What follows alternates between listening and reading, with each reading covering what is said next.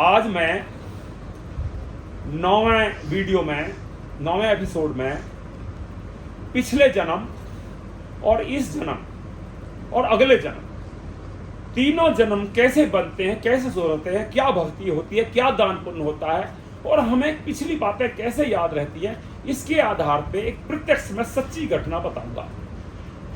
घटना है आज ही के दिन की। आज वार बृहस्पतिवार गुरुदेव जी का दिन है। आज कृष्ण पक्ष की आषाढ़ मास कृष्ण पक्ष की पंचमी तिथि है और विक्रम संवत 2080। तो मैं वीर विक्रमादित्य की बताऊंगा ये कहानी, जो कि उसने विक्रमादित्य आज 2080 साल पहले जो इसने स्थापित किया, कैसे किया, क्यों किया, इसके बारे में मैं आपको बताऊंगा। वो आज ही के दिन की बात है कि वीर विक्रमादित्य जब न्याय करता था, वो न्यायकारी बहुत था। तो न्याय मैं क्यों करता हूं, उसके दिमाग में एक बात आने लगी कि मैं न्याय क्यों करता हूं और न्याय क्यों नहीं करते। फिर उसके बाद में दिमाग में आई कि मेरे भंडारे चलते हैं। तो वो चक्रवर्ती राजा था वीर विक्रमादित्य। तो विक्रम जब राजा चक्रवर्ती थे, जहां से सूरज निकलता है, जहां तक सूरज छुपता है, सारी पृथ्वी का एक ही राजा जो होता है उसको चक्रवर्ती राजा कहते हैं। तो उसके दिमाग में आया कि भाई मेरे भंडारे चल रहे हैं, हर शहर में, हर गांव में, हर जगह मेरे भंडारे चलते हैं। कोई भूखा है, खाना नहीं बना सकता है, खाना नहीं ला सकता है, खाना कमा नहीं सकता है, उसको कुछ दिक्कत है तो वहां आगे खाना खा सकता है। ऐसे वस्त्र भंडारे चल रहे थे। तो उसके न्यायकारी बहुत ज्यादा था, ऐसी उसके न्याय के रुतबे चलते थे, जगह जगह पंचायत होती थी। तो उसका आज तक जितने भी राजा हुए हैं सबसे ज्यादा सुखी और सबसे ज्यादा, राम राज्य से भी ज्यादा, राम राज्य एक अपने आप में मिसाल है। लेकिन उसके बाद विक्रमादित्य जो थे, विक्रम राजा थे, वो किसी राम से, ईश्वर से कम नहीं थे, लेकिन ईश्वर नहीं थे वो चक्रवर्ती राजा। तो उसके मन में इतना ज्यादा ये चेतना जगी कि मैं राजा क्यों हूं, मेरे पास अन्न भंडारे क्यों हैं, मेरे पास वस्त्र भंडारे क्यों हैं, मैं न्यायकारी क्यों हूं, लोग क्यों नहीं हैं, लोग गरीब क्यों हैं, भूखे क्यों हैं, मैं अमीर क्यों हूं, मैं राजा क्यों हूं, मेरे पास इतना धन क्यों है। तो वो अपने सबसे पूछने लगा, जो भी ऋषि मुनि संत महंत इकट्ठे आने लगे, पूछने लगा, फिर पूछने लगा, लेकिन उसे उस बात का जवाब नहीं मिला। लेकिन उसके सर पे इतना जुनून चढ़ गया था, उसने अपना संविधान पढ़ा। संविधान में लिख रहा था कि जो वजीर होता है वो हर बात को, हर समस्या को हल करता है, अगर वो नहीं करता है तो मृत्यु का अधिकारी होता है, और वो जो है वजीर हो ही नहीं सकता, वजीर के लायक ही नहीं। उसने तुरंत वजीर को बुलाया और उसने कहा कि भाई मैं तुम्हें 2 महीने का समय देता हूं, मैं राजा क्यों हूं, मेरे पास इतना धन क्यों है, मेरे पास वस्त्र भंडारे क्यों हैं, मेरे पास अन्न भंडारे क्यों हैं, और लोग गरीब क्यों हैं। मुझे प्रमाण, प्रत्यक्ष, मुझे सच्चाई चाहिए। अगर तुमने जवाब नहीं दिया तो मैं तेरे परिवार को जो है मृत्यु दंड दे दूंगा, कोल्हू में पिलवा दूंगा। तो उसने कहा महाराज मैं वजीर हूं और मेरा फर्ज बनता है, संविधान के हिसाब से फर्ज बनता है, मैं आपकी बात का जरूर दूंगा, आपने 2 महीना का समय दिया है। तो अब वो सोचने लगा, बहुत ज्यादा सोचता रहा और वो चिंता में रहने लगा, उसका वजन घटने लगा। और उसकी जो है, जो बेटी होती है, पिता के सबसे करीब होती है। बेटी अपने पिता का बहुत ध्यान रखती है, उसके हर बात पे उसने क्या खाया, क्या पिया, आज कैसे मूड में है, आज सुस्त क्यों है, आज परेशान क्यों है, आज खुश क्यों है, हर बात का वो जानना चाहती है। बेटी ये कैसी होती है। तो उसके भी एक बेटी थी छोटी सी। तो बेटी ने कहा पिताजी मैं तुम्हें लगभग 20-22 दिन से देख रही हूं, तुम बहुत चिंतित हो, तुम्हारा वजन भी घट गया है, तुम्हें भूख प्यास भी नहीं लग रही है, आखिरकार ऐसी क्या बात है कि जो तुम चिंता में हो। उसने कहा बेटी कुछ नहीं है। उसने कहा देखो मुझे शेयर करोगे तो मैं जरूर तुम्हारी मदद करूंगी, मदद भी नहीं करूंगी तो मैं रास्ता बताऊंगी, मुझे बताओ। उसने कहा बेटी राजा की ये बात है। उसने मेरे से पूछा कि भाई मैं राजा क्यों हूँ, भाई मेरे पास इतना अन्न क्यों है, इतना भंडार क्यों है, इतने वस्त्र क्यों हैं, इतना पैसा क्यों है, लोग गरीब क्यों हैं, क्या कारण है, मुझे प्रमाण चाहिए। उसने कहा बस इतनी सी बात, उसे कह देना कि भाई मैं वजीर हूँ, मेरे पास तो बहुत बड़े बड़े काम हैं, मेरी एक बेटी है छोटी सी, तो वो लगभग जो है उस समय 8 साल की थी, कि मेरी 8 साल की बेटी है, उसका जवाब तो वही दे देगी, तो आप उनसे बात करें। तो राजा को पता लगा तो सारे शहर में खुशियों की लहर दौड़ गई, झंडे ऊंचे कर दिए गए, फूल बखेर दिए गए, भंडारे खोल दिए गए, और उस लड़की को बुलाया गया, दरबार सजाया गया, और राजा सिंहासन में बैठा और जनता सामने बैठी थी। जब वो 8 साल की बच्ची, वजीर की बेटी बुलाई गई, तो उसने कहा बेटी आज मेरे सवालों का जवाब दो। आपने कहा मुझे सवालों का जवाब चाहिए, मैंने 2 महीने का टाइम दिया था, लेकिन मेरी आज लगभग 1 महीना पूरा होने वाला है और मुझे आज जवाब मिल जाएगा। उसने कहा राजा, जो मांगने वाला होता है वो छोटा होता है, देने वाला बड़ा होता है। आपको इस जनता के सामने जनता की तरह ही बैठना पड़ेगा, और सिंहासन पे मैं बैठूंगी। और जैसे भी वो लड़की सिंहासन पर बैठी तो सारी जनता हंसने लगी।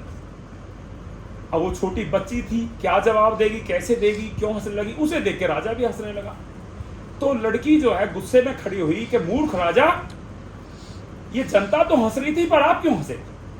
क्या इसलिए कि मैं छोटी सी बच्ची हूं 8 साल की, इसलिए तेरी बात का जवाब नहीं दे सकती? कि जा, अब तेरी यही सजा है, मैं तुझे इसका जवाब नहीं दूंगी, तुझे इसका प्रमाण नहीं दूंगी। अब तुम्हें बच्चा पैदा होते ही प्रमाण देगा, पैदा होते ही। और फलाने राजा में, फलाने रजवाड़े में, तो वो क्या हुआ, जब उसने कहा कि भाई जब मैं जवाब नहीं दे सकती, तो उसने पैर पकड़ लिए, माफी मांगी। तो उसने कहा अच्छा ऐसा है, अभी तेरे पास 1 महीने का समय है, अभी अपने बोरे बिस्तर उठाओ और यात्रा की तैयारी करो। फलाने राजा, फलाने रजवाड़ में एक साहूकार रहता है, एक गांव में साहूकार रहता है, एक नगर में साहूकार रहता है, उसकी जो है फलाने इतने बज के इतने मिनट पे, जिसका 1 महीना का समय है आज से, वो पैदा होगा, 5 ही मिनट में बच्चा मर जाएगा। 5 मिनट में अगर तूने सवाल पूछ लिए तो पूछ लिए, नहीं तो तू फिर तड़प तड़प के मरेगा, ना मैं बताऊंगी ना वो बताएगा। अब तू तैयारी कर, सब काम ने छोड़ और भाग यहाँ से। तो राजा आनंद फानंद में वहां से अपने घोड़े हाथी सब लोड करके भाग दिया, और भागते भागते, बहुत लंबी कहानी है बीच की, तो उसको कभी मैं फिर दोहराऊंगा। लेकिन उस कस्बे में, उस नगर के जो है बाड़ेन में, यानी इसकी फिरनी में, उसके लाइन ऑफ जो बोलते हैं कंट्रोल, उस पर पहुंच गया। वहां क्या देखता है, एक आदमी राख खा रहा है। उसने क्या, इधर आ, मैं वीर विक्रमादित्य राजा, क्या यहाँ अन्न भंडारे नहीं चल रहे जो तू राख खा रहा है? उसने कहा राजा, तेरी दशा तो मुझसे भी ज्यादा बदतर है। वो इंतजार नहीं करेगा, पैदा सही समय पे होगा, सही समय पे मरेगा, 5 ही मिनट रहेगा, तेरे सवालों के जवाब नहीं मिले तो तू तड़प तड़प के मरेगा, तेरी बहुत बुरी हालत हो जाएगी। तू जल्दी जा, मैं राख क्यों खा रहा हूं बाद में पूछना, सबसे पहले तो तू फटाफट वहां जा जिस मतलब के लिए तू आया है, जिसके लिए जो तेरा जो तुम्हारा साक्ष्य है, यानी तुम्हारा लक्ष्य है, अपने लक्ष्य पर पहुंचो। तो तुरंत आगे बढ़ा। तो थोड़ी देर आगे जाके देखता है तो एक कुत्ता एक औरत को पट्टा लेके खींच के जा रहा है, और फटे पुराने में कपड़े में औरत है। उसने कहा अरे माई रुक, ये क्या, तुझे कुत्ता खींच के ले जा रहा है, और तेरे वस्त्र भंडार नहीं है क्या इस शहर में, जो तू मतलब जो है कपड़े जो नहीं पहन सकती, फटे पुराने कपड़े में औरत होके तू घूम रही है। उसने कहा राजा, तेरी हालत तो मुझसे भी ज्यादा खराब है, तू जा और वो सही 5 मिनट में मर जाएगा, सही टाइम पे पैदा होगा, और तू उसे पूछ मुझे मैंने फटे पुराने कपड़ा क्यों पहन रखे हैं, ये पट्टा मेरे गले में डाल के कुत्ता मुझे क्यों ले जा रहा है, ये बाद में पूछ लेना, तू फटाफट जा। हाँ जटो आनंद फानंद में भागा अपने लक्ष्य की तरफ, और वहां उसने सेठ के दरवाजे खटखटाए। दरवाजे खटखटाते ही अंदर से जो है सेठ जी जो है वहां का आया निकला। उसने कहा महाराज आप मुझे बुलवा लिया होता। लो भाई, मेरे पास समय नहीं है, तेरी जो है ना पत्नी पे लड़का होने वाला है। तो उसने कहा महाराज लड़का, भाई चलो संतान तो होने वाली है, बड़ी लड़का वाली बात मेरी समझ नहीं बैठी, और तुम्हें कैसे पता लगा होने वाला, बात तो सही है, बोले तुम जल्दी करो, फटाफट मुझे अपनी पत्नी के पास लेके जाओ। वो राजा का आदेश था, अपनी पत्नी के पास ले गया। अंदर 3-4 औरतें थी, बीच में साड़ियों का जो है एक पर्दा लगा लिया, इधर राजा बैठा दिया, उधर पत्नी थी। थोड़ी देर में वो बच्चा पैदा हुआ। बच्चा पैदा होता ही उसने कहा, भाई साहब राम राम, बड़े धक्के खाए आपने।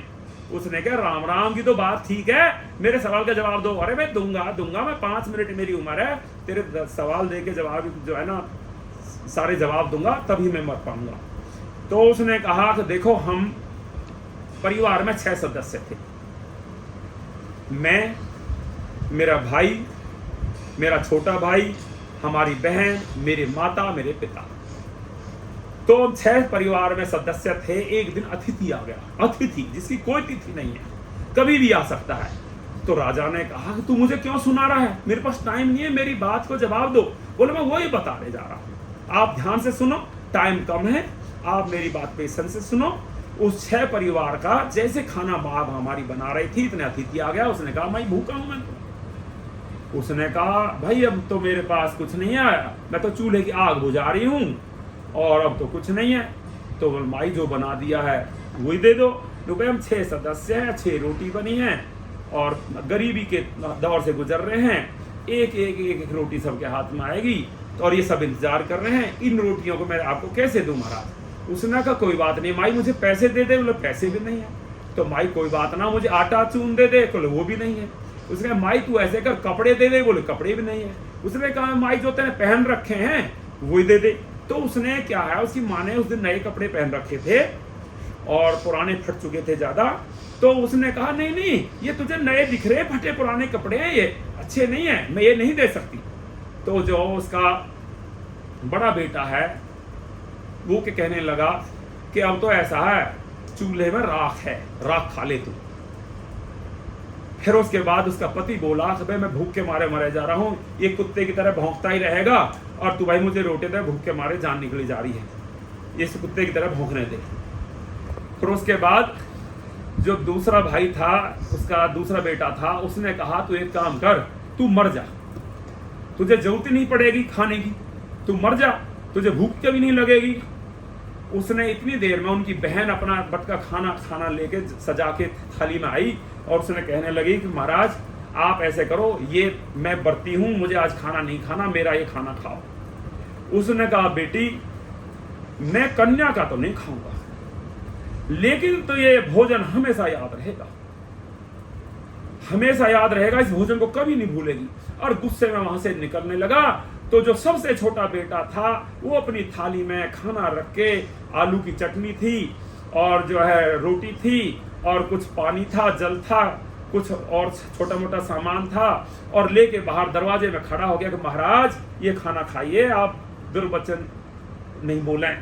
उसने कहा देखो भाई मैं दे के तो जाऊंगा, जैसा जैसा मुझे दिया है मैं दे के तो जाऊंगा, दुर्वचन से आप नहीं बचा सकते, लेकिन सद्वचन भी दे के जाऊंगा। उसने कहा कि खाना खा, मुझे नहीं खाना। वो चल दिया। तो जो सबसे बेटा छोटा था उसने पैर पकड़ लिए, वो घसीटता हुआ चला गया। उसने खाना एक तरफ रख दिया। उसने कहा महाराज ऐसा क्यों करते हो। जब उसे दया आ गई उस पर तो उसने कहा अच्छा चलते मैं खाना खाता हूँ। उसने खाना खाया। खाना खा के बाद बोला कि बेटा ये खाना तू कितना ही खिला लेना पर तेरे पे कभी कमी नहीं आएगी। और तू कहती है ये फटे पुराने कपड़ा है, तू हर जन्म में फटे पुराने कपड़ा में घूमती रहेगी। तू कहता कुत्ते की तरह क्यों नहीं भौंकता। और उसके पिता कहने लगा कि कुत्ते की तरह भौंकता है, तू हर जन्म में कुत्ता पैदा होगा, इंसान तुझे नसीब नहीं होगी और कुत्ता का पट्टा डाल के अपनी पत्नी को खींचा डूलेगा। और तू कहता राख खा ले, कि तू हर जन्म में राख खाएगा, तुझे अन्न नसीब नहीं होगा। और तू कहता मर क्यों ना जा, मर जा, तू हर जन्म में तू पैदा होगा मरेगा, पैदा होगा मरेगा, पैदा होगा मरेगा, तेरे यही कर्म चलता रहेगा। तो ऐसा है कि उसने जो हमारी बहन थी उसको खाना याद था, तुझे सारी बातें बताती, लेकिन उसका तिरस्कार किया, तुमने मजाक किया। तो जो वजीर की बेटी है वो हमारी बहन है, वो तुम्हें सारी बात बताती, लेकिन तूने नहीं सुनी ढंग से, तूने मजाक तो हंसने लगा। और वो सीरियस रूप में आई थी तुम्हें बताने के लिए। तो उसने मेरे पास भेजा। मेरी भी अब उम्र खत्म होने वाली है, 5 मिनट में पैदा होऊंगा मरूंगा, पैदा होऊंगा मरूंगा, मैं सबसे छोटा बेटा हूँ। और जो बड़ा भाई है हमारा वो बाहर राख खा रहा था, वो सारी उम्र राख ही खाता रहता, उसे वो अन्न नहीं खा सकता, अन्न उसको नसीब नहीं होता। और जो मेरी माँ है वो फटे पुराने कुपड़ान में घूमती रहती है, जो मेरे पिता है वो कुत्ता है, वो पटे डाल के गले में माके में वो ऐसे लेके घूमता रहता है। और जो मैं हूँ मैं वही हूँ जो मैंने कहा तू मर क्यों नहीं जाता, अब मैं मरता हूँ पैदा होता हूँ, मरता हूँ पैदा होता हूँ, मरता हूँ पैदा होता हूँ। तो जैसे हमारे विचार उठेंगे वो शब्द बनेंगे, और शब्द हमारा कर्म बनेगा, और कर्म हमारा भाग्य बनेगा। यानी विचार उठेंगे, शब्द बनेंगे, वो एक्शन बनेगा, एक्शन हमारा भाग्य बनेगा। तो ये उसका निचोड़ है कि जो सबसे छोटा भाई है जो हमारा तू विक्रमादित्य है, उसने अपने बटका तुमने खाना दिया था, तू कितना ही खाना इस जन्म में बांट लेना, कितना ही भंडारे खोल लेना, पर तेरे पे कमी नहीं आएगी। तो वीर विक्रमादित्य को ये जवाब मिल गया, और उस जवाब मिलने के बाद पेरिस, फ्रांस की राजधानी पेरिस, जो हमारी कभी राजधानी हुआ करती थी पूरे संसार की, वहां पे ये सोने के अक्षरों में कम से कम भी 35 भाषाओं में ये कहानी पूरी स्टोरी लिखी गई है। और उसी दिन ही निर्धारित कर लिया वीर विक्रमादित्य राजा ने कि आज का दिन प्रथम शुरू होगा, आज एक वीर विक्रमादित्य संवत चालू होगी। तो आज जैसे संवत, आज विक्रम संवत पंचमी और आषाढ़ मासे और कृष्ण पक्ष की और विक्रम संवत 2080 और वार बृहस्पतिवार का दिन हम आज गिनते हैं। तो उस दिन से स्टार्ट हुआ वीर विक्रमादित्य का विक्रम संवत चालू हुआ। ये यादगार है, प्रत्यक्ष में है, कोई जाके देखें तो पेरिस में है। पेरिस में हमारी कांसे की छड़ी है जो मीटर बताती है कि ये मीटर कितना होगा, किलो कितना होगा। पेरिस की जितने हमारी जो म्यूजियम में सब कुछ लगा हुआ, जाके देख सकते हैं। और हर भाषा में, संस्कृत में भी लिखा हुआ है, इंग्लिश में भी, फारसी में भी, सब में लिखा हुआ है। ये पूरी स्टोरी लिखी हुई है जो कि सत्य है। तो हमें अपने कर्मों के हिसाब से देखना चाहिए। ऐसे एक उदाहरण के तौर पे कभी भी हमें विचार नहीं सोचना चाहिए। अगर हमने गलत सोच लिया विचारों में तो समझ लो हमने कर दिया, फिर हमने कोई कसर नहीं छोड़ी। हमें विचार ही गंदे नहीं आने चाहिए। एक उदाहरण के तौर पे एक अपनी माँ से कहता था, माँ जब मैं तुझे मिलता हूँ तो ऐसा लगता है मैं तेरा गला दबा दूं। तो कह निपुते तू ऐसी बातें क्यों करता है कि पता नहीं माँ तुझे देखते कहते हैं। तो उसके पहले विचार उठते थे, फिर शब्द बना, और एक दिन अपनी माँ को गले दबा के मार दिया। आज वो जेल में है। तो वो उसके पहले विचार उठे, फिर शब्द बने, फिर एक्शन बना, एक्शन उसका भाग्य बना, भाग्य आज जेल में है। तो अपने विचारों को ही बुरा मत आने दो, ये आज की सीख है। और ये पिछले जन्म और अगले जन्म और इस जन्म, तीनों जन्म की कहानी इसके एक साथ चलती है। अपने तीनों जन्म सुधर जाते हैं अगर हमारा अच्छे विचार रखते हैं, अच्छा काम करते हैं। आज का 9वां वीडियो का खत्म, समाप्ति। रिगार्ड धन सिंह शर्मा।